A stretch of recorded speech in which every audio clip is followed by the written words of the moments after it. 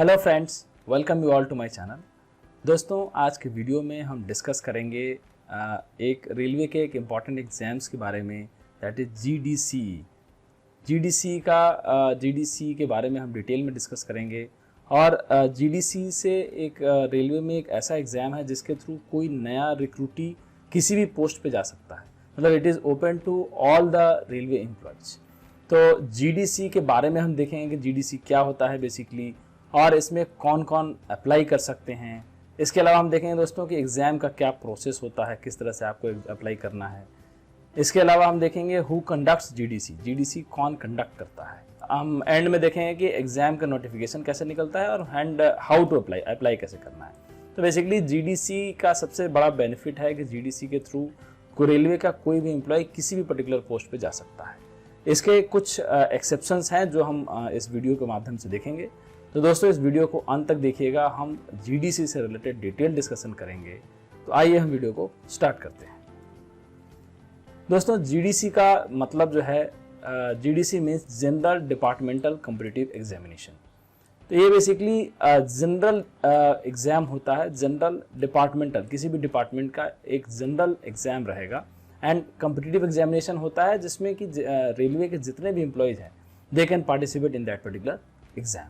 तो इसका सबसे बड़ा बेनिफिट है कि रेलवे का कोई भी employee without any experience he can, मतलब जैसे कोई नया फ्रेश रिक्रूट भी है तो वो भी जीडीसी के एग्जाम्स में अपीयर हो सकता है और अपने जो भी एग्जिस्टिंग पोस्ट है उससे वो जो भी एग्जाम्स क्लियर करके उस पर्टिकुलर पोस्ट पे जा सकता है।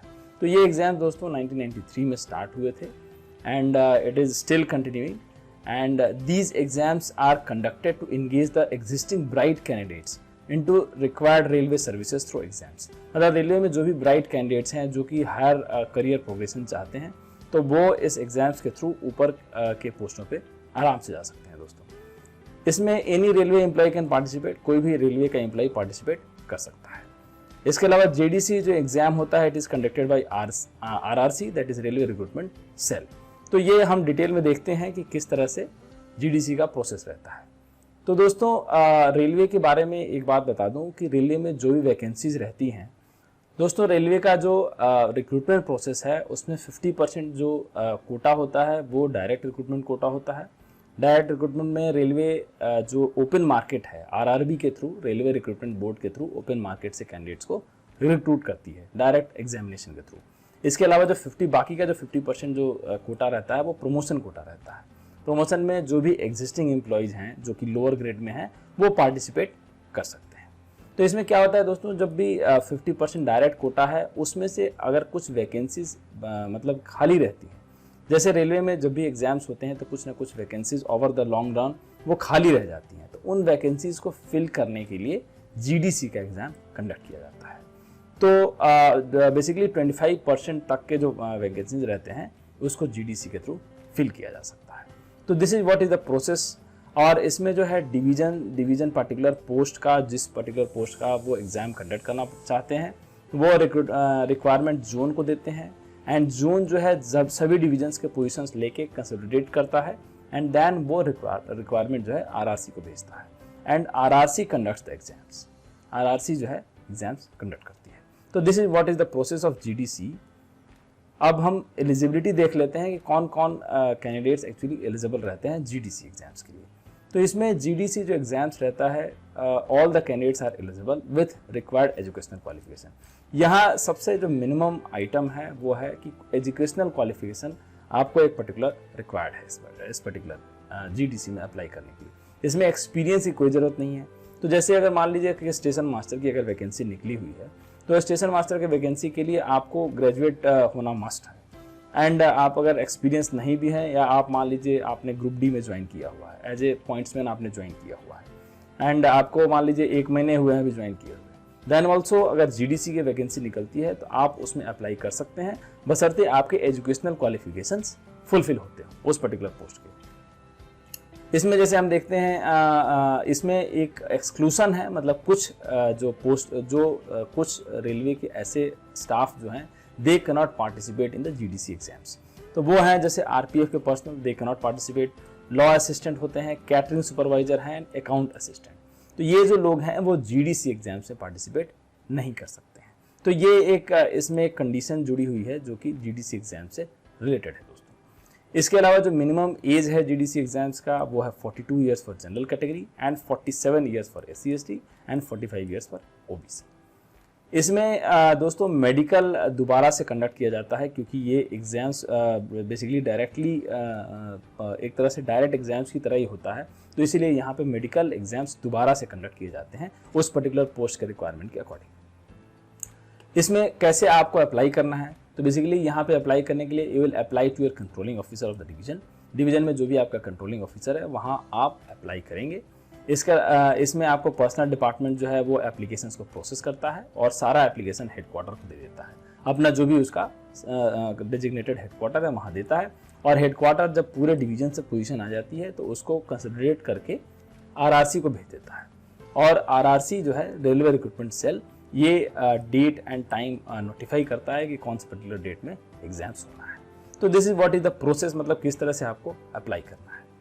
एंड इसमें दोस्तों की एग्ज़ाम जो है मतलब बेसिकली स्टेजेस में कभी कभी होता है और कभी कभी एक ही टाइम में हो जाता है, मतलब एक ही बार में सभी जितने भी RRC जो रहते हैं वो एक साथ एग्ज़ाम्स कंडक्ट कर लेते हैं, या तो वो अलग अलग सेपरेट भी कंडक्ट कर सकते हैं। अब जो है दोस्तों RRC सारे एग्ज़ाम्स जो है कंप्यूटर बेस्ड एग्ज़ाम्स होते हैं जो कि ऑनलाइन एग्जामिनेशन कंडक्ट किया जाता है। तो इसमें एग्ज़ाम के डिटेल्स थोड़ा सा देख लेते हैं।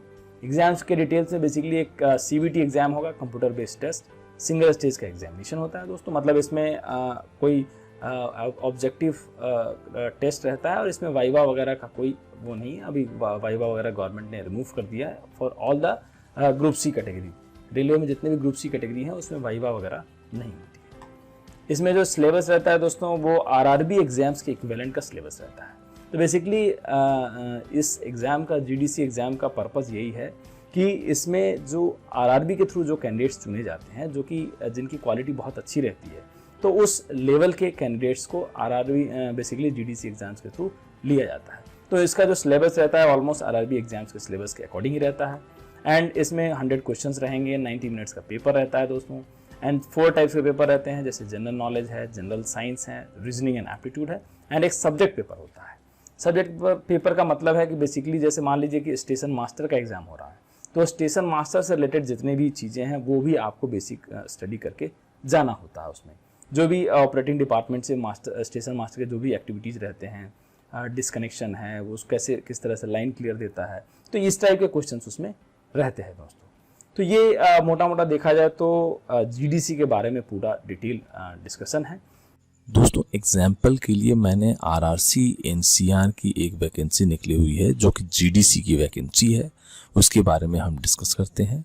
तो इसमें बेसिकली GDC की वैकेंसी पूरी ऑनलाइन निकली हुई है दोस्तों NCR की, जिसमें आपको ऑनलाइन फॉर्म भरना है। एंड आप देख सकते हैं कि डेट ऑफ ऑनलाइन एप्लीकेशन जो है 21 अक्टूबर 2019 से लेके 28 नवंबर 2019 तक आप भर सकते हैं।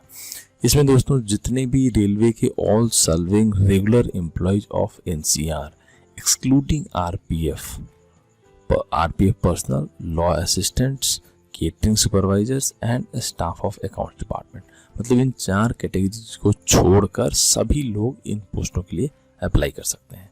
तो ये मैंने ऑलरेडी बोला हुआ था कि ये 4 कैटेगरीज को छोड़कर सभी लोग बेसिकली GDC की वैकेंसीज में भर सकते हैं। तो ये इम्पॉर्टेंट एस्पेक्ट है इस पर्टिकुलर एग्जाम से रिलेटेड।